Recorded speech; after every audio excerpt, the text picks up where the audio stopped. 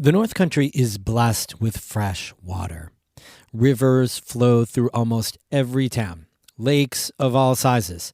You can actually paddle across the Adirondacks, all the way from Old Forge to Saranac Lake. That's the 90-miler, don't you know?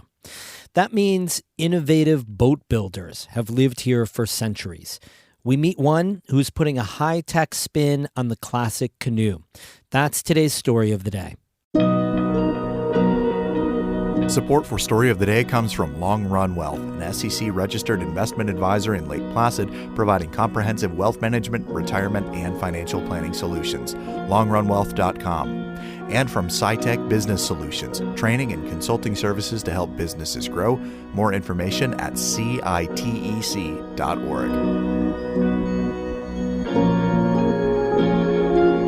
Hey, I'm David Sommerstein. It's Wednesday, October 25th. First up, North Country Congresswoman Elise Stefanik nominated new House Speaker Mike Johnson today. During remarks on the House floor, she praised the Louisiana Republican for his work on the House Judiciary and Armed Services Committees and as vice chair of the Republican Conference. A man of deep faith, Mike epitomizes what it means to be a servant leader. A deeply respected constitutional lawyer, Mike has dedicated his life to preserving America's great principles of life, liberty, and the pursuit of happiness. Johnson is the third person Stefanik has nominated for Speaker this year.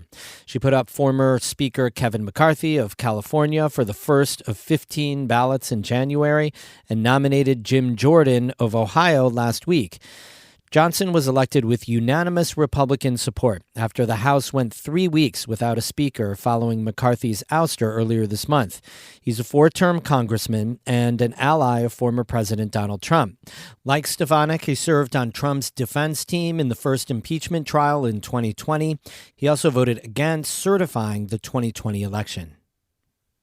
A new Siena College poll finds that President Joe Biden's approval ratings have reached historic lows in blue New York.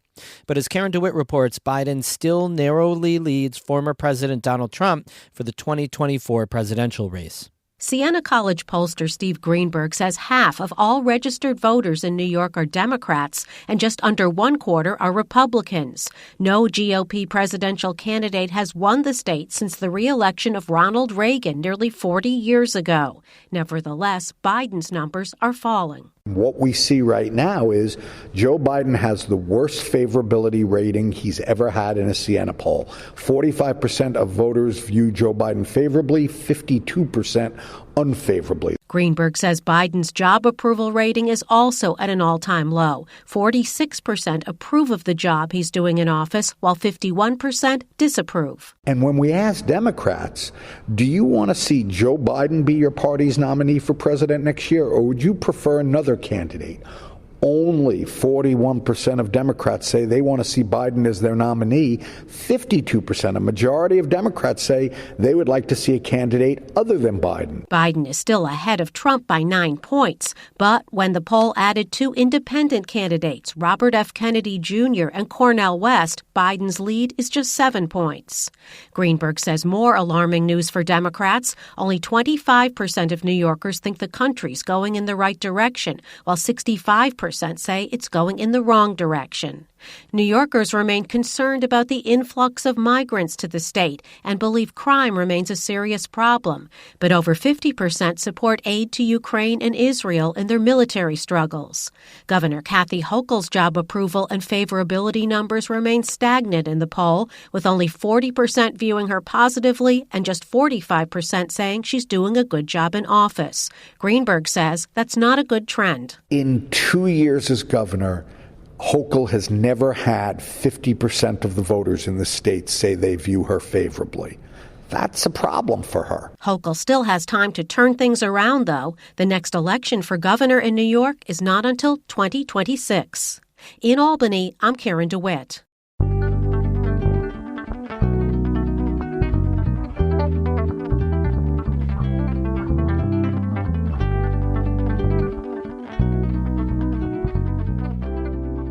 Today we're going to meet a boat builder who's putting a modern spin on classic canoes in the foothills of the southern Adirondacks.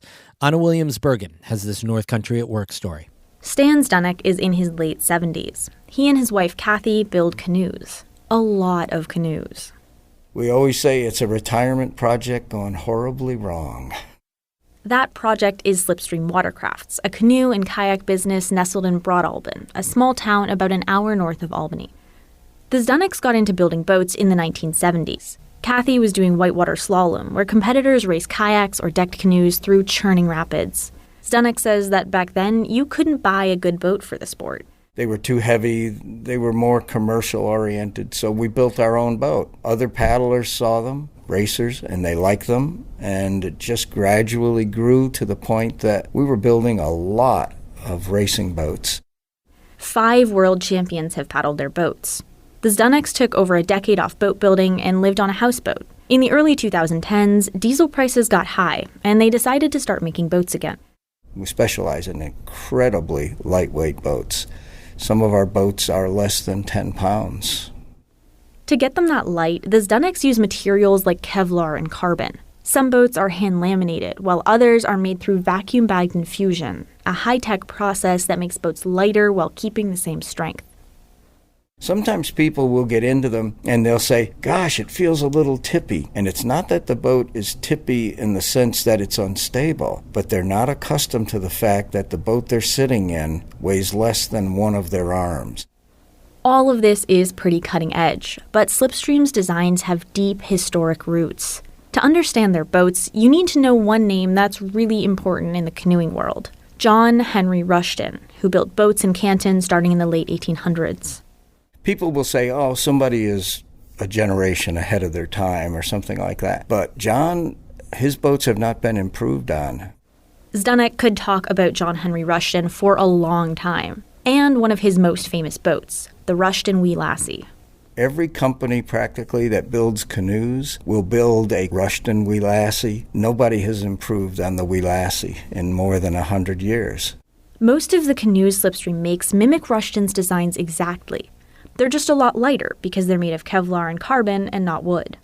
His lines are clean. When you paddle, for example, a Rushton Wee Lassie, it's quiet. It's not pushing up a bow wave that splashes. When you look at the stern, you can barely tell the boat has gone through the water. Your paddle disturbs the water much more than a 10.5-foot boat. There aren't a ton of other businesses that specialize in ultralight boats, especially outside of the Adirondacks. So people come to Slipstream from all over the U.S. It's funny, there is a physician, a cardiologist in Seattle, Washington. He's a paddler. So paddlers who tend to have cardiac problems, they will gravitate to his practice. When he tells them you can't lift any more than 10 pounds anymore, he literally writes a prescription for a Slipstream Wee Lassie and specifies less than 10 pounds. He sold 8 boats for us so far. Some New York State Rangers also use their boats. Zdenek says they beat them up, doing things like firefighting and search and rescue. Once, a ranger used a Slipstream canoe to paddle an outhouse across Blue Mountain Lake. Zdenek says that paddlers are some of the nicest people out there. We've had people show up at our shop buying a boat for $2,000 or $3,000 and forgot their wallet or their checkbook. And I can think of at least 3 occasions when we've said, take the boat, send us a check. Never, ever had an issue. Never. When they started Slipstream, Zdenek says they had a motto: fun, low stress, and debt-free. That's worked out, and then some. On average, they make 4 boats a day. They have 9 employees, and they've turned down multiple offers to buy their business. As the Zdeneks are in their late 70s, I asked if they plan to retire anytime soon. When we can't walk or breathe, probably. But the Zdeneks are starting to transition Slipstream into an employee-owned cooperative. That will keep Slipstream local and let them stay as deeply involved as they want to be. For North Country Public Radio's North Country at Work project, I'm Anna Williams-Bergen. North Country at Work is a long-running project of NCPR. It collects photos and stories about the work history of our region. Funding for this programming was provided in part by the New York State Department of Education. We have more news all the time on our website, ncpr.org. Music today by Caitlin Scholl of Lake Placid and Evan Veenstra of Gananoque, Ontario. I'm David Summerstein, North Country Public Radio.